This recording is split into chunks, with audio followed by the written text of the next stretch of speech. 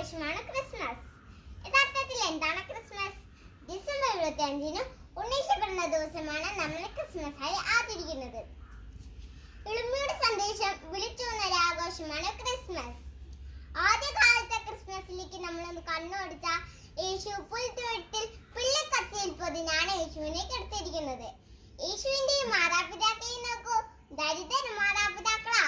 യേശുവിനെ സന്ദർശിക്കാൻ വന്നവരോ ആട്ടിടയന്മാർ, അവനും ദരിദ്ര. ആകെ ഒരു എളിമയുടെ അനുഭവമാണ് നമ്മൾ ഈ ക്രിസ്മസിൽ കൂടി കാണുന്നത്. ഉണ്ണീശോ കാൽത്തൊഴുത്തിൽ പിറന്നപ്പോൾ മാലാഖമാർ പാടിയത് അത്യുന്നതങ്ങളിൽ ദൈവത്തിൻ മഹത്വം, ഭൂമിയിൽ സന്മനസ്സുള്ളവർക്ക് സമാധാനം എന്നാണ്. നാനാജാതി മതസ്ഥർ നക്ഷത്രങ്ങൾ തൂക്കിയും കടൽ ഗാനങ്ങൾ പാടിയും പുൽക്കൂടുണ്ടാക്കിയ ക്രിസ്മസ് ട്രീകൾ ഒരുക്കിയും ആണ് ആഘോഷിക്കുന്നത്. ക്രിസ്മസ് കാർഡുകളും കേക്കുമെല്ലാം ഈ ആഘോഷത്തിന്റെ ഒരു പ്രത്യേകതയാണ്. നമ്മൾ ഇത്ര ആർഭാടത്തിലൂടെയാണ് ക്രിസ്മസ് ആഘോഷിക്കുന്നത്. ആഘോഷത്തിന്റെ തിരക്കിൽ ഒന്നോ ചിന്തിക്കാറുണ്ടോ എത്രയോ ആളുകൾ ഒരു ഭക്ഷണത്തിനായി ബുദ്ധിമുട്ടുന്നുണ്ടെന്ന്?